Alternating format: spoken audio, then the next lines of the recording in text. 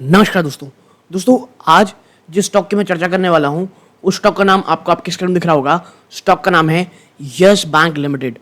पिछले 5 दिनों में ये स्टॉक 2.5% से भी ज़्यादा बड़ी गिरावट दिखा चुका है और एग्जिट सेल कोई मतलब नहीं है, वो स्टॉक, इस प्रकार के कमेंट ना इस स्टॉक में बहुत बहुत ज़्यादा समय से आ रहे थे। और यस बैंक अगर आप मुझसे पूछेंगे क्या एक खराब बैंक है, जी बिल्कुल नहीं। क्या इसमें लॉन्ग टर्म के लिए बने रहना चाहिए, मुझे नहीं पता।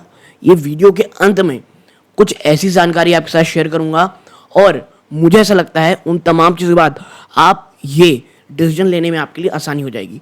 याद रखिएगा, कोई भी बाइंग और सेलिंग का रिकमेंडेशन नहीं है। जो भी इंफॉर्मेशन सामने है आपके सामने रखूंगा, मैं जो भी इंटरनेट में अवेलेबल है आपके सामने रखूंगा।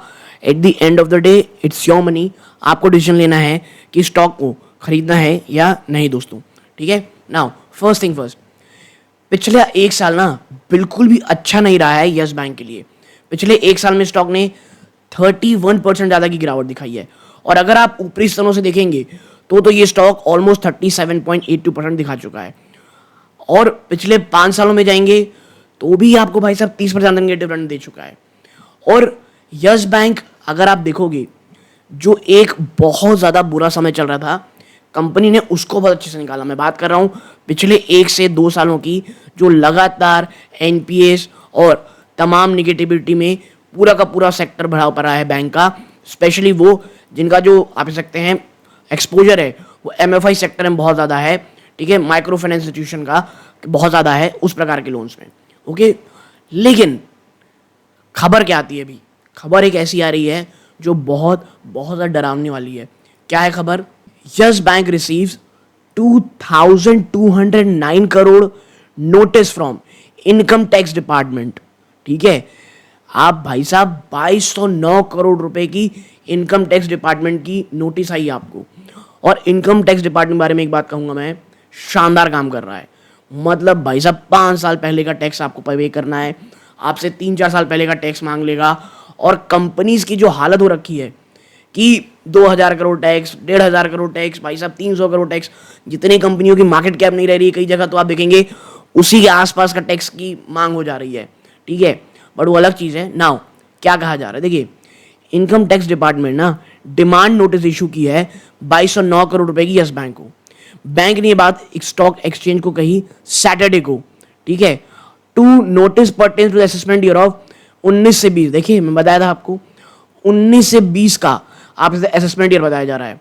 और जो टैक्स डिपार्टमेंट है ओरिजिनली इशू किया था डिमांड नोटिस अप्रैल 2000 ईयर को, 2003 को। ठीक है, एक्चुअली में ओरिजिनल कब हुआ था ये 2023 को। और मार्च 28 को ना national faceless assessment unit of the income tax department re issued the assessment order without adding any additional amount और remark.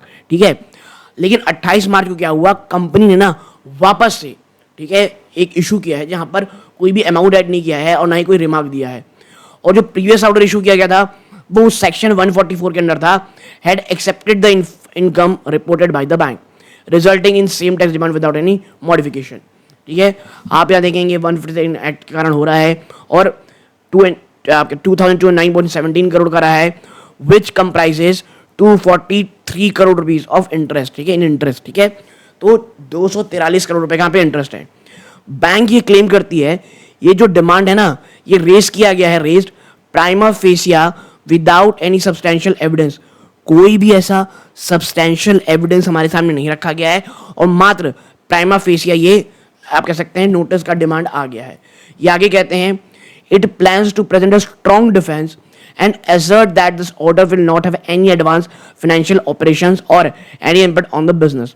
The bank will appeal against the reassessment order and initiate legal proceeding. ये वही कह रहे हैं कि भैया ऐसा कुछ भी नहीं है, आपने जो ऑर्डर फेस किया है, इसके आपने जो ऑर्डर दिया है उसके खिलाफ हम जाएंगे कोर्ट में। कोई भी एडवर्स इफेक्ट ना ही फाइनेंशियल ना ही ऑपरेशन और कोई भी अदर इम्पैक्ट करेगा हमारे बिजनेस को। ठीक है, तो देखिए ये सब चीज़ें अच्छी बात है, आप बोल रहे हैं नो डाउट कि आप बहुत ही अच्छे तरीके से लीगल प्रोसीडिंग करोगे, बट जिस तरह का इतिहास रहा है लोग कांप उठे हैं। ठीक है, और ऑलरेडी जो इतना ज़्यादा आप कहेंगे डामाडोल स्थिति चल रही है, यहाँ पर रिटेल इन्वेस्टर को वाकई में बहुत ज़्यादा एक आप कह सकते हैं सजग होने का आवश्यकता है। आप इसके साथ साथ अगर आप देखेंगे ना कुछ न्यूज़ के बारे में, तो देखिए यहाँ पे एक छोटा सा है कि भाई थर्ड क्वार्टर के जो नंबर आए थे, यस बैंक ने रिकॉर्ड किया था प्रॉफिट ऑफ 612 करोड़ रुपए का और इंडिकेट कर रहा था 164.5% का ग्रोथ पिछले साल के थर्ड ईयर क्वार्टर से। नेट इंटरेस्ट इनकम में 10% से ज़्यादा की जंप आई थी 2224 करोड़ की, और जो नेट इंटरेस्ट मार्जिन है वो 2.4% में स्टेबल था। ठीक है, यानी क्वार्टर थ्री में भी कंपनी ने काफ़ी नंबर अच्छे शो किए थे। अगर रिसेंट न्यूज़ की बात करोगे ना, तो 1 अप्रैल 2025 से यानी कल के दिन से संजय अभ्यंकर साहब हैं वो बैंक के लिए नए कंपनी सेक्रेटरी और कंप्लायंस ऑफिसर होंगे यस बैंक के। यस बैंक ने 429 करोड़ रुपए कमाए थे जेसी फ्लावर, जो एक आप सकते हैं एसेट रिकंस्ट्रक्शन कंपनी है, यानी वो लोन्स जो कोई नहीं चुका पा रहा है उसे उसको बेच दिया गया, तो उससे 429 करोड़ कमाई है सेल ऑफ एनपीए पोर्टफोलियो। ठीक है, तो ये भी एक पॉजिटिव खबर है।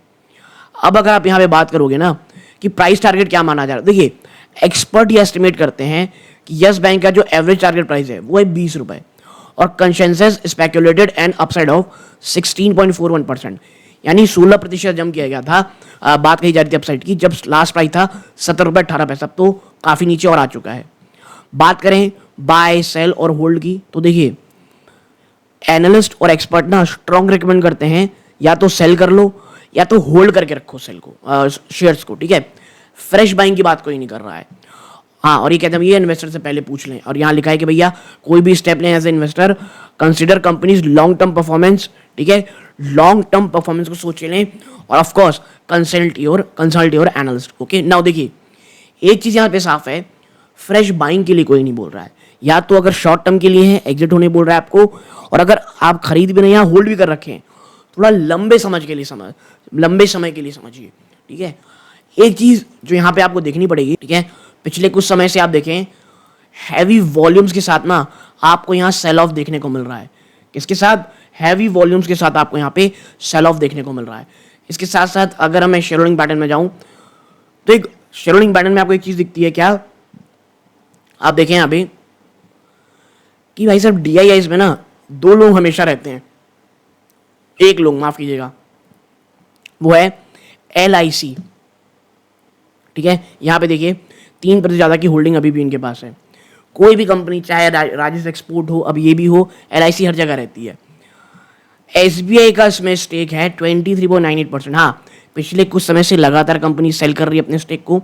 देखिए 30% था एक समय में, जो घटते अब 23.98% हो चुका है।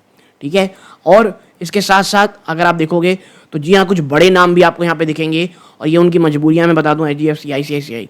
ठीक है, क्योंकि उसमें आप कह सकते हैं इनकी मजबूरियाँ कोई बहुत खुश से लोग यहाँ पे नहीं है, और हर बार की तरह इस बार पब्लिक तगड़ा बैठी हुई है 34.42% में। मुझे पर्सनली लगता है कि अगर आप इस स्टॉक में अगर सोच रहे हैं निवेश की, please go for a long term. अगर आपको देखना है कि भाई वो कौन से लेवल्स हैं, ठीक है, वो कौन से रेजिस्टेंस हैं या सपोर्ट हैं जो आपके दिमाग में होनी चाहिए अगर आप इस स्टॉक में एंट्री करने की सोच रहे हो। देखिए याद रखिएगा पिछले मंथ जो ट्रेड हुआ है उसके साथ प्राइस रेंज की यहाँ बात कही जा रही है, ट्रेंड अभी बहुत बेरिश है। यानी अगर आप यहाँ पे फ्रेश करने नहीं सोच रहे हैं तो आप टेक्निकली एक बहुत बहुत ज़्यादा बेरिश स्टॉक में फ्रेश लेने की सोच रहे हैं। ठीक है, मूविंग एवरेज बेरिश है, इसके साथ साथ टेक्निकल इंडिकेटर्स ये भी बेरिश हैं। ठीक है, हाँ मूविंग एवरेज क्रॉस ओवर देखेंगे तो ये कहीं ना कहीं न्यूट्रल आपको दिख रहा है। पिवट पॉइंट 17.66 आपको यहाँ पे देखने को मिल रहे हैं। नाउ 15.75 पहला सपोर्ट है, दूसरा सपोर्ट है 14.76 और तीसरा सपोर्ट है 12.85। ठीक है, तो ये तीन सपोर्ट की यहाँ बात कही जा रही है। क्लासिक सीरीज की बात करें फिबोनाची सीरीज के हिसाब से 16.55, 15.85 माफ कीजिएगा, और 14.76। ठीक, ये फिबोनाची सीरीज है। बात कर लें कैमरलिया की सीरीज के हिसाब से 16.48 की, 16.22 की, 15.95 की। तो ये चीज़ें आपके दिमाग में होनी चाहिए। ओके, तो एक छोटी सी एनालिसिस आप लोगों के साथ शेयर करनी थी, क्योंकि जो खबर आई है, न्यूज़ आई है, वो वाकई बहुत ज़्यादा आप कह सकते हैं नेगेटिव है।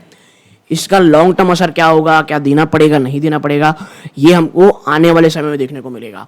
कैसे चीज़ें पैन आउट होती हैं। बट हाँ, यहाँ से यस बैंक में अगर आप निवेश करने की सोच रहे हैं, बहुत बहुत ज़्यादा, एक आप कह सकते हैं इसमें लुक लीजिएगा, एक आप कह सकते हैं कॉल लीजिएगा, अपने वित्तीय सलाहकार से लीजिएगा।